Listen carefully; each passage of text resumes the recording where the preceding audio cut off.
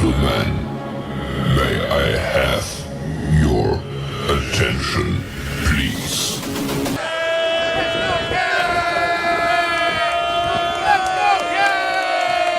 The show starts in 3, 2, 1, go. Good morning, CaneSport. It's July the 31st, 2024. I'm Gary Ferman, the publisher of CaneSport.com, joined once again by our managing editor, Matt Shodell, as we discuss the news of the day. And we got a whole heck of a lot of it for you, Canes fans, because yesterday was media day for us, and we had a chance to go out there and visit with not every player on the team, but certainly a large number of them. I think between Matt and myself, we did easily 30 plus interviews on an 85-man team. We will be pounding you guys with that content in the days ahead as we even continue to accumulate more with the start of practice this morning. It's a big day for the Canes. They will head out to Green Tree Practice Field, ballpark 9 o'clock this morning.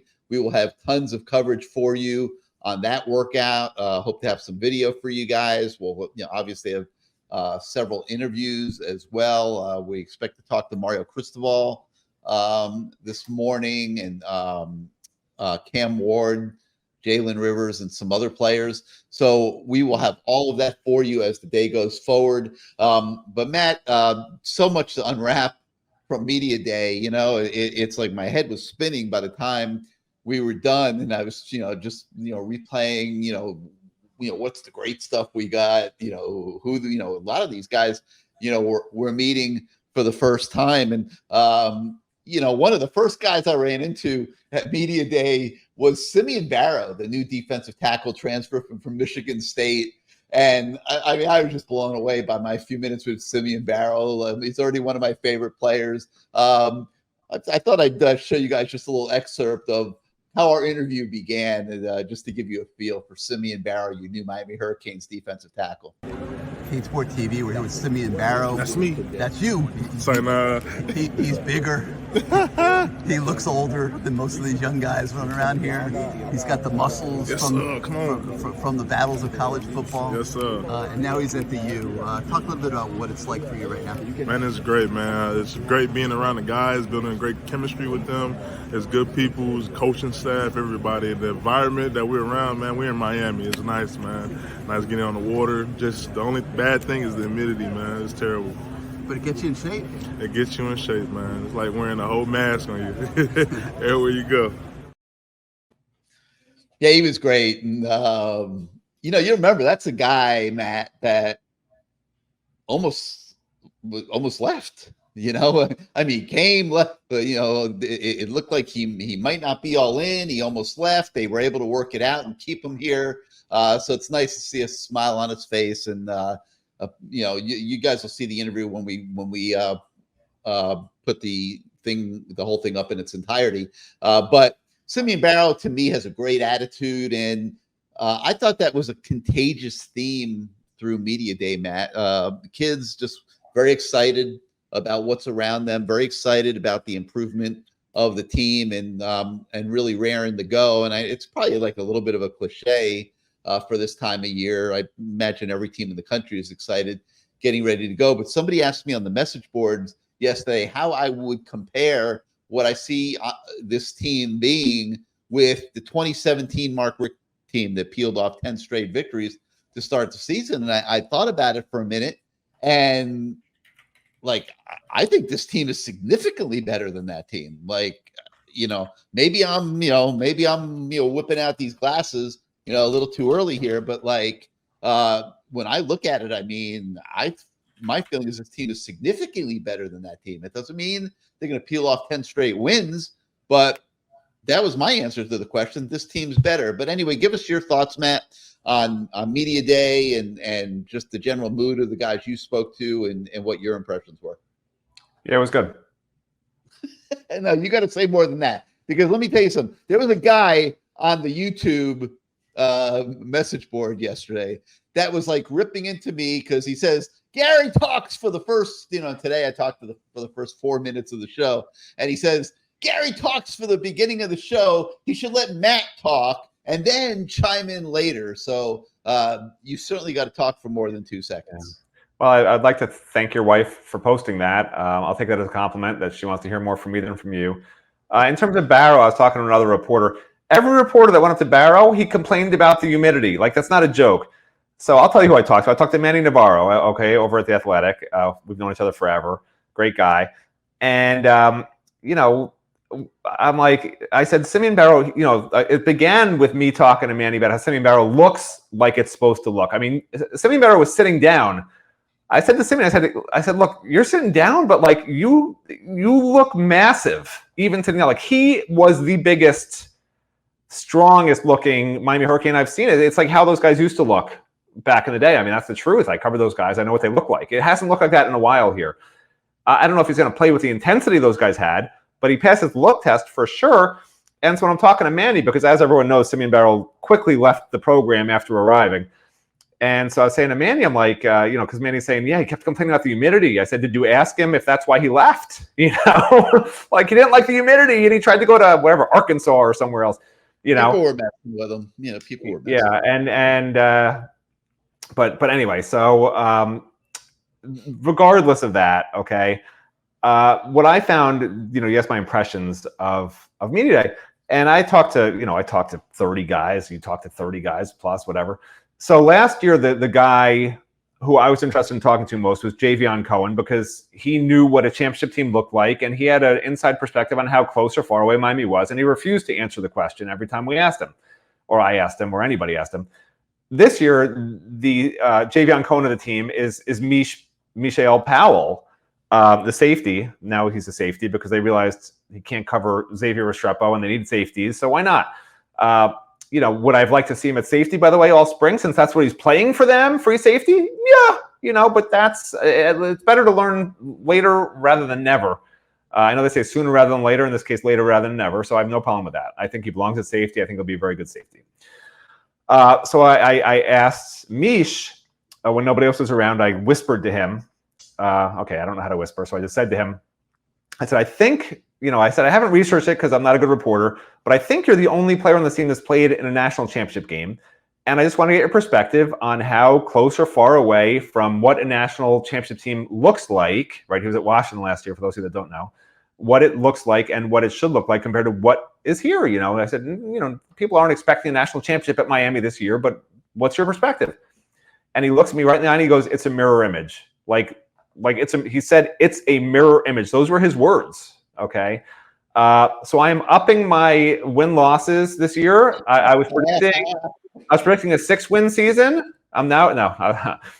This morning I predicted a 10-win season. I'm feeling happy today. You know, I was teetering between 9 and 10. Today we all made our predictions for the year, and every single one of us predicted 10 wins. Mish Powell apparently is predicting more than 10 wins, because that's what's going to take to make. Although actually 10 wins might get you in the playoffs. Right. I'm whipping them out now, baby, after you told that story. Yeah, great. And then the other thing I found very interesting is Cam Ward and Shannon Dawson. Okay, we talked to Shannon Dawson all the time last year. Cam Ward is sort of a newer. Take that off, please. Cam Ward is sort of a newer interviewee, right? As a reporter, you sort of get to know people and what they talk about and their themes, right? You know what Merrick Cristobal's theme is. You know what he's going to say pretty much before he says it. You get to know that from everybody you talk to when you talk to them enough. Cam Ward, I haven't talked to enough where I can comfortably say it was out of character for him to say this. But for Shannon Dawson, it was, compared to what he said last year. He stressed not once, not twice, but 3 or more times, because I listened to the tape, the need to be unselfish.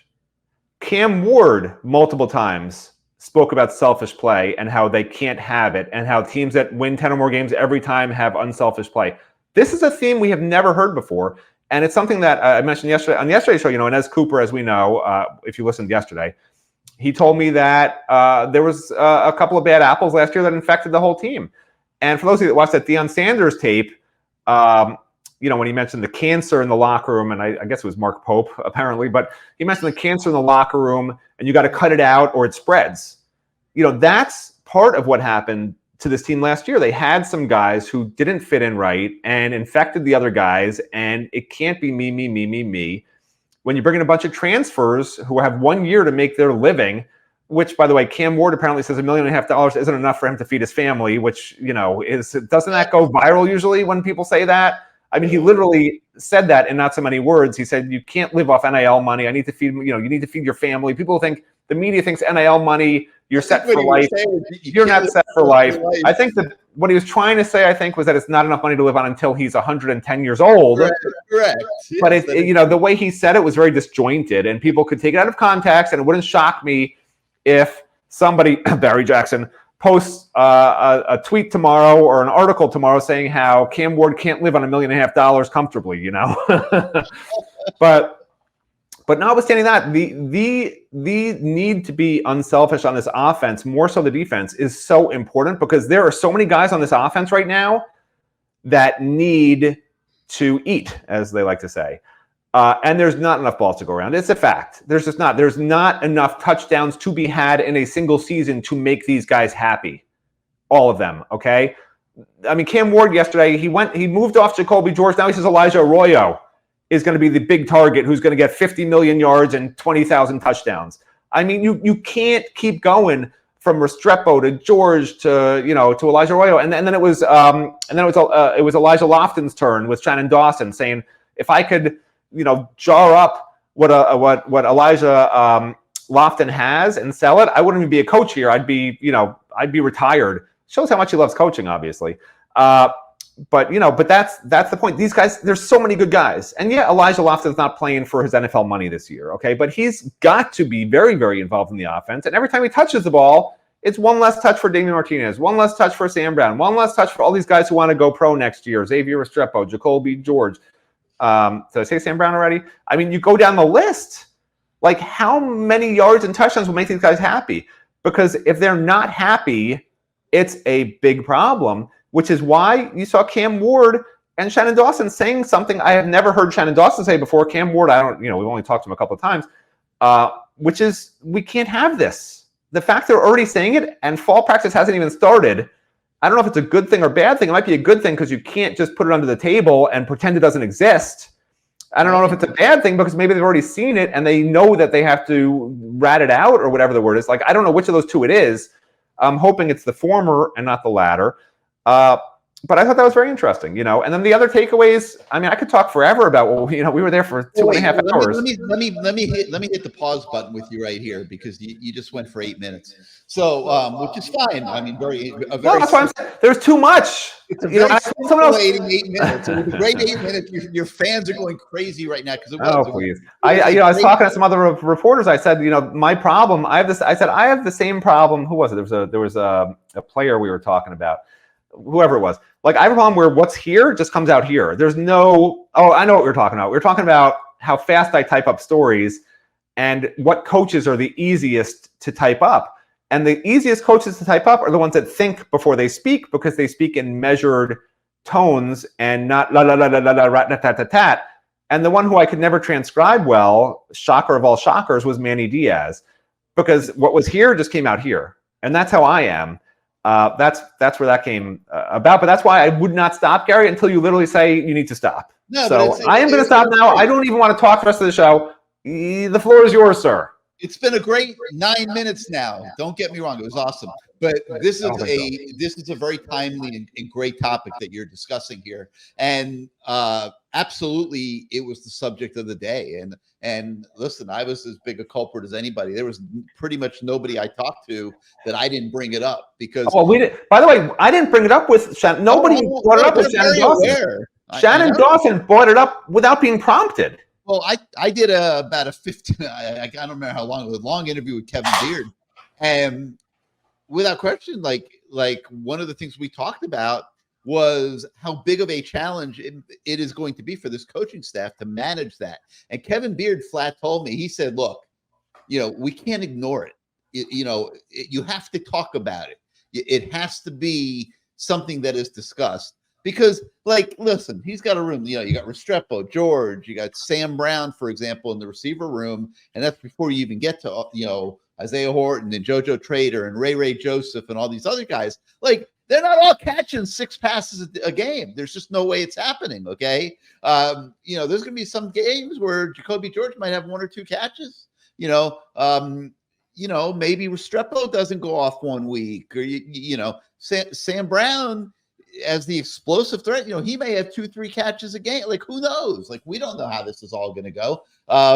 But one thing is for sure, that everybody's not eating as much as they want. Okay. This is not going to be a buffet at the stadium every week. I mean, it's just not. That's not reality. So, yes, you have a lot of guys on this team that are looking for big years, looking to put up big numbers, big stats, showcase themselves to the National Football League. And the thing that they are trying to impress on these guys is, look at the Michigan team from last year that won the national title. Okay. They had something like 17 guys drafted off that team. I think that's the number. I'm not 100% sure. I would have to look it up. But they had a lot of guys drafted off that team. And it wasn't because they all put up monster numbers. It was because they won. They won the national title. And when you win the national title, the pro scouts are looking harder at that roster because they know it's good. And they are not hiding from this subject as they go into training camp 4 weeks out from playing the Florida Gators and starting their season. They are addressing it head on. That's why, Matt just pointed out, people were bringing it up. I was certainly bringing it up to people because I wanted to hear what the attitudes were, and I liked what I was hearing. The talk is good right now, okay? It is. But we all know the saying, talk is cheap, and it is cheap. It's going to be how this gets put into action once the season begins. But selfishness on a football team can tear apart a locker room. It can destroy a season. And that's why they have to attack this head on the way they are.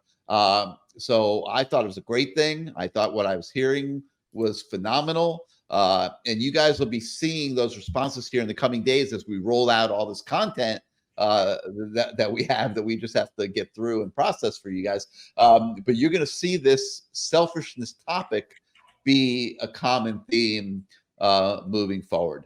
So Matt, with that, the floor is yours once again. Let's go on to point number 2 that you had to make.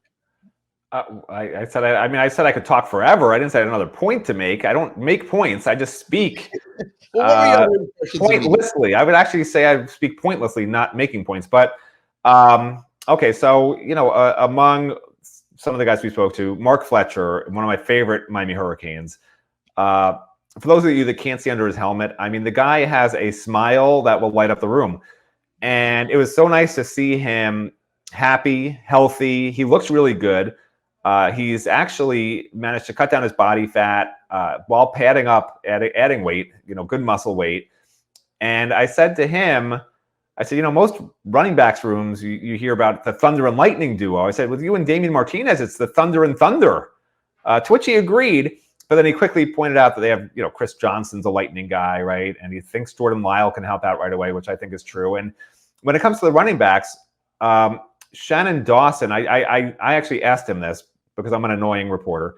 I asked him if a guy like Damian Martinez is the kind of guy who gets stronger as the game goes on in terms of wearing down a defense. You always hear about these guys, these big physical backs with good speed. Sometimes the first half, maybe even 3 quarters, they're, 15 carries for 70 yards.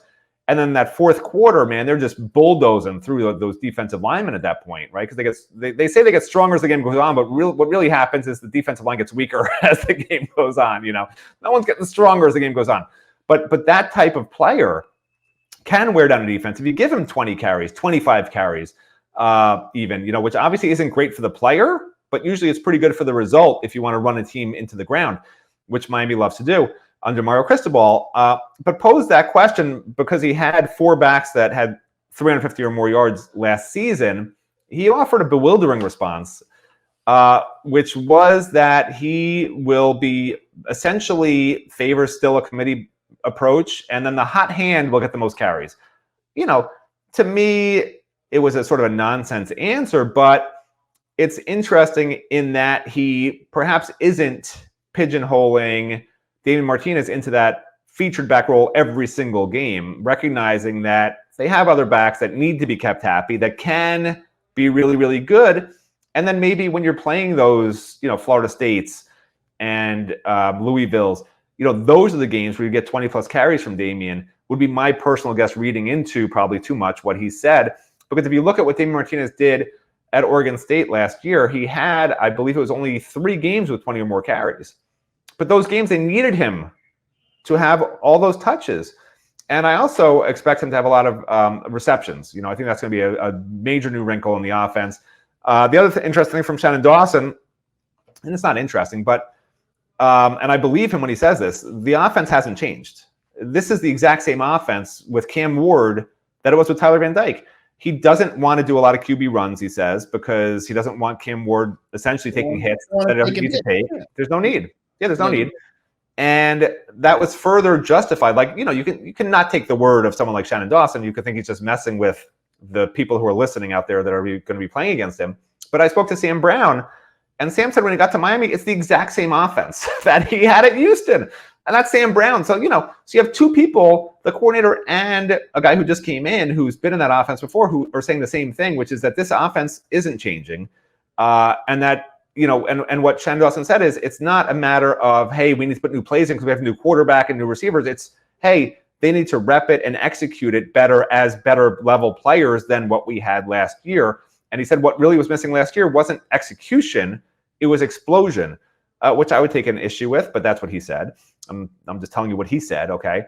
And, I didn't really want to follow up too much with it, but, I know Cam Ward has said that something Shannon Dawson's already stressing with him is to take the easy yards, the check downs and this and that, which doesn't seem to match up with explosion to me. So, I'm a little bit concerned, and I know I'm Debbie Downer. You can all toot your Debbie Downer horns, wah, wah, wah. But I'm a little concerned that Shannon Dawson is going to try to rein in Cam Ward a little bit and try to convince him, to take the 3-yard play that could turn into a 80-yard touchdown or a 3-yard gain instead of, taking a chance and throwing the ball to a guy maybe who's one-on-one down the field, maybe with a barely open, but a little open. And I don't know what the answer is. I've seen Cam Ward throw some deep passes, like literally on the dime. So maybe that's a touchdown. And instead he's taking a 5-yard gain, so I don't know the answer, but I do know that Shannon Dawson wants to be careful with the ball because obviously Cam Ward's had a lot of fumbling problems. 46 fumbles in 4 years is a lot. I mean, I think it would be a record if they added it up for everybody. And then you saw Tyler Van Dyke last year. I think he's what? I hope they don't forget that in training camp. That is that they don't, but he has small hands. That's why. And then I think honestly, Shannon Dawson has some PTSD left over from Tyler Van Dyke. So, I mean, he can't let the Tyler Van Dyke PTSD roll over to this team and inhibit this team from achieving its explosive potential down the field.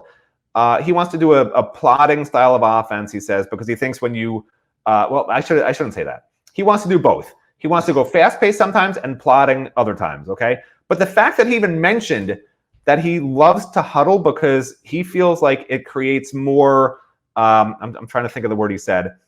It essentially more uncertainty for the defense. He feels like when they go hurry up, that the defense has a better idea what they're running versus when they get in a huddle and run the play that way. So, well, remember they have the helmet communication now. That's a game changer, which is going to inspire coaches, I think, to huddle even more because they have time now to talk to the quarterback.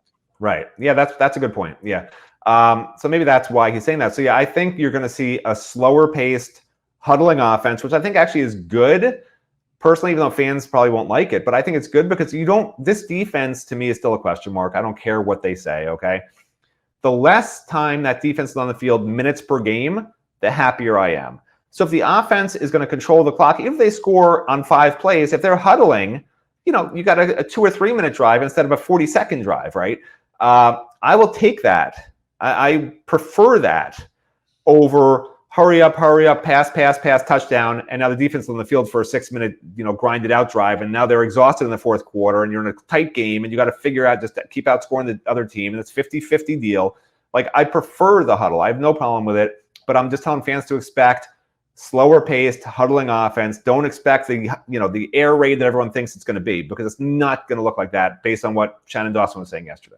I just hope they do have a hurry up offense ready this year when they. Oh, they will. Yeah, they will. Okay. Well, they did last year. Okay. Well, he wants to mix it up. Well, your version of hurry up and their version of hurry up. Their version of hurry up is just no huddle. Okay. My version of hurry up is when you get the ball back. Right. They go to the line and they call a play and they run it. You're down 7. Right. You got a chance for 2 possessions. Okay. Right. Like you don't act like there were some significant coaching failures last year, and if they're not fixed this year, then that's just very disheartening. They must be fixed this year. I still would like to see Mario having more time to be a head coach. It seems like he's still having to do the heavy lifting and recruiting a little too much. I mean, if I said to you, the great recruiters on the staff, and I'm not, it's Mario. It's the Mario show. Recruiting is the Mario show. Jason Taylor, obviously with defensive ends and stuff, but Mirabal does a really good job with the O-linemen. But the point I'm making is that the recruiting is still pretty much driven by Mario. And to me, that's got to get better as time goes by.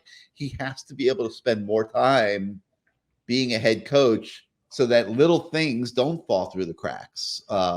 People are worried about Mario micromanaging and things like Mario doesn't micromanage. That's a false narrative. But he has to be able to be the head coach so that he can manage when it's necessary during the course of the week, during the course of games.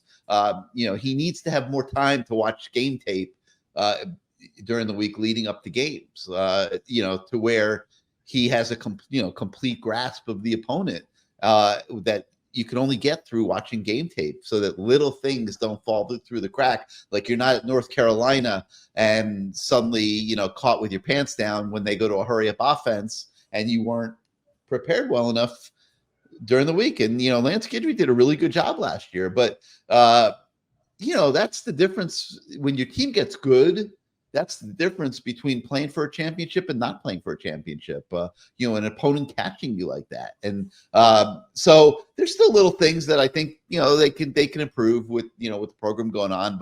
But they do seem to have a pretty good grasp on most things going into training camp. All right, so Matt mentioned the Mark Fletcher. We had a story on him on the website. If you haven't seen it, you can check that out. We also have a complete story with Shannon Dawson where he talks about many different subjects, including the huddle, no huddle concept. And, Cam Ward, get ready for a lot of Cam Ward because we spent a lot of time with him yesterday. I think we're going to speak to him again today. So, they are looking for Cam Ward to be a leader and a spokesman on this football team. And he is out there, ladies and gentlemen, from day one. You're going to get to know Cam Ward, and I think you're going to like what you see. I love every single thing I see from this kid. Where, Cam Ward, have you been for the last 4 years? My God, why couldn't he have just come to Miami out of the gate? This kid is a special kid, a special talent. I hope he has the kind of season that he's capable of, and this works out for him because he deserves it.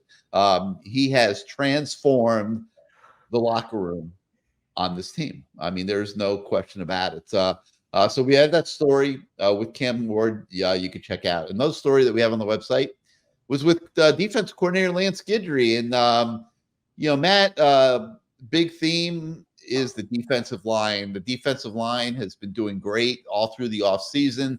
We got a chance, as I spoke earlier, to meet Simeon Barrow, an enormous human being. They've got some bulk now on the interior of that defensive line. When you start talking about C.J. Clark and Marta Cook, and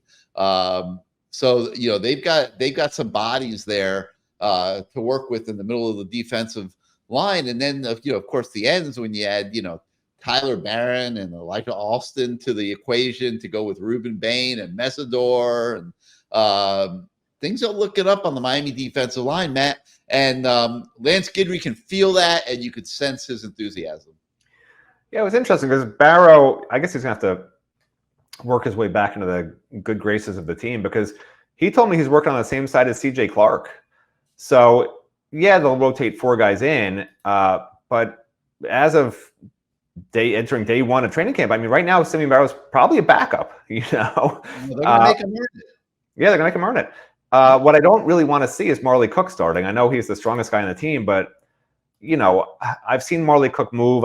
He's not that championship level guy. I mean, he's just not. I'm sorry. They're saying Ahmad Moten's as good as anybody. I have to look a little bit more at Ahmad. He didn't look like that quick to me in the spring. Maybe something's happened and changed with him. Honestly, I didn't look at him that closely in the spring. I spoke to him a little bit yesterday. He's dropped weight. He's in the best condition of his life. He's been working really, really hard in the offseason. I'll have a story about that in the coming days. Just a little more detail on that.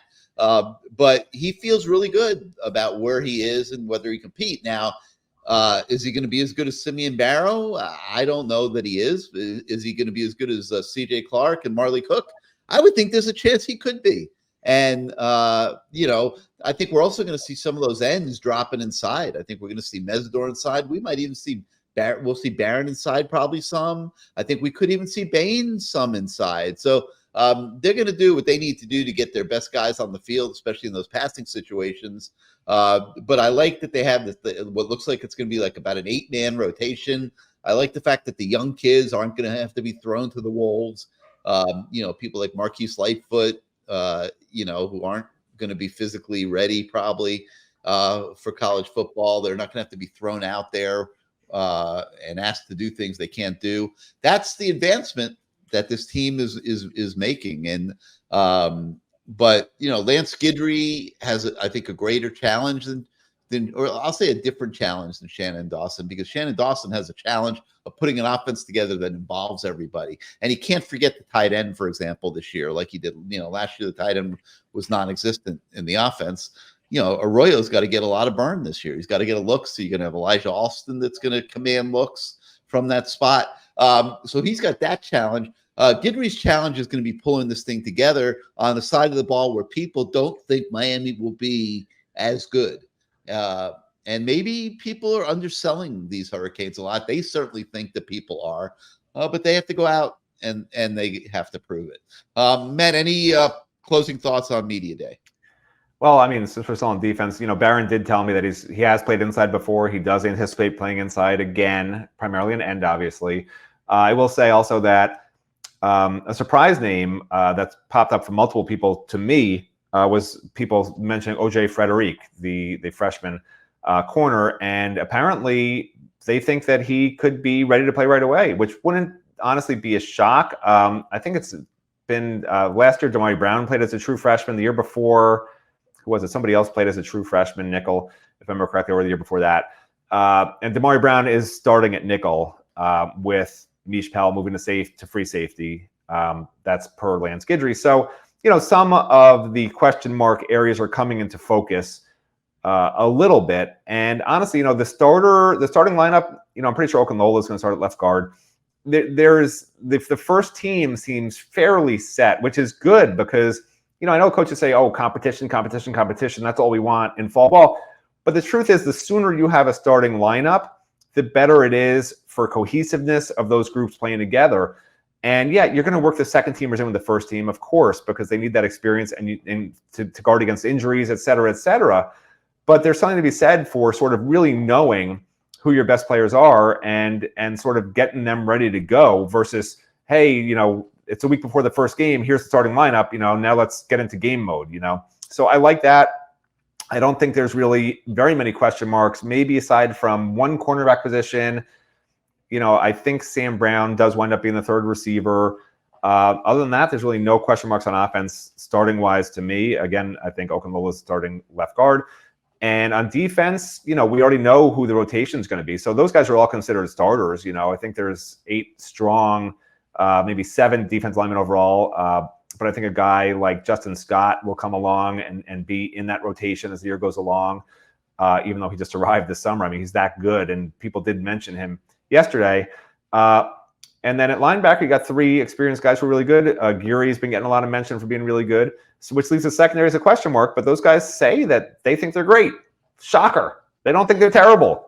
So I'll go with that. They think they're great. You mentioned Sam Brown. He's another guy that we have a story on this morning. A receiver that, I think is going to have a really solid season this year.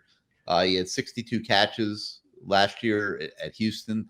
I wouldn't be shocked to see him put up similar numbers at Miami. I think this kid is that good. I think he's probably surrounded by better talent here than he was in Houston. So, he might be one of those guys that has to live with, slightly lower numbers, but, he will, without question, be a big part of the offense. Did you want to say something, Matt? Well, I was just going to add a funny story. So I was talking to another reporter yesterday at the event, and his big thing, because I don't try to find other reporters. I actually try to find nobody at the table with these other players because they ask nonsense questions. Half the questions were about NCAA 25 or whatever. I don't play that game, okay? I don't have that game. I don't know how to play these video games. I tried to play with my son once, and there's some boost button, some other button makes you run fast. I just don't know how to hurdle anybody. All I know is he kicked my butt and I rage quit. Well, I asked him how to rage quit, and he said hit the B button or something. I don't know. I rage quit just after halftime, down by 5 touchdowns. That's all I know about NCAA 25. But it seemed like whenever I walked over to anybody asking an interview question, it was about this stupid game. So, do you play NCAA 25? How do you do? Who's the best on the team at it? Like, I don't freaking care, man. I care about the real world. Okay, I don't care about fantasy world, unless it's Star Trek or Star Wars. So anyway, so this one reporter, we were just chatting after the whole thing, and he's like, he got this major scoop. I'm like, oh, that's great. He says, yeah. He says, I asked everyone about NIL. I said, oh, I said, they told you how much they're getting? He's like, no, they won't tell me. I said, oh. I said, what's your big scoop? He says, I asked them if NIL was part of the reason they came to Miami. I'm like, so let me get this straight. Your scoop is that players are coming to colleges because of the money they're getting from NIL. That's your big scoop. I said, you better write that right now. This is major national news. I may have disheartened him slightly. That story may now not get written, but that's a true story. That's what he was asking various players. And look, maybe he got some great stuff. I guess we'll find out when and if it's written. But that is the new era of college football, right? NIL, transfer portal. When I went up to like Simeon Barrow and Tyler Barron, I asked them about this being, I called it transfer portal defensive line university, because the whole defensive line is transfer portal guys. And this is the strength of the defense according to Lance Guidry. They paid to get they bought a defensive line. If I said on this show 5 years ago that Miami bought a defensive line, they'd be on probation. The program would be disbanded. They bought a defensive line. Like, how crazy is that? But they did. I know they did. Yeah. All right. A few other things on the website for you guys today. We finally conclude our top 30 deep dive into our player performance index. Number one, no surprise, quarterback Cam Ward.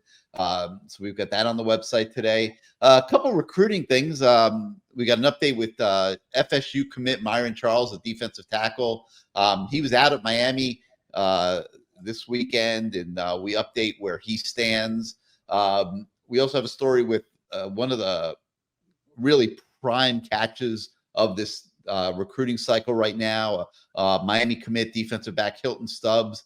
I think there's massive excitement level at Miami over his commitment. We update him after he attended the recruiting barbecue this weekend, and we also have an update with 4-star athlete. I think it's Heezy Kent.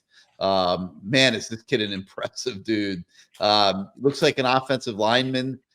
Plays tight end, catches the ball, can really move down the field. Reminds me a little bit of the Washington kid that played for Georgia a few years ago. Was Denzel Washington? Not Denzel Washington. God, I forget what his first name was. But anyway, we got a story on Heezy Kent, and he's a big part of Miami's recruiting effort right now, and you can get updated on him. If you're on YouTube right now and you like this show, you like this channel, please hit your subscribe and like buttons. It does help us with the algorithms at YouTube and growing our audience. If you are not yet a subscriber to CaneSport.com, there is no better time than now. You can benefit from all of our training camp coverage, all of our coverage during the season. Hopefully you will never want to leave. We work our butts off every single day to do everything that we can do to enhance your fan experience. So if you're not yet a subscriber to CaneSport.com, please get on over to the website and become one. Your subscriptions literally allow us to do what we do every single day. So that's going to conclude Good Morning CaneSport for today. For Matt Shodell, I'm Gary Ferman. We thank you so much for joining us. We're off to practice, and we will have a lot more coverage coming your way here later in the morning. So stay tuned to CaneSport.com for that. Have a great day, everybody.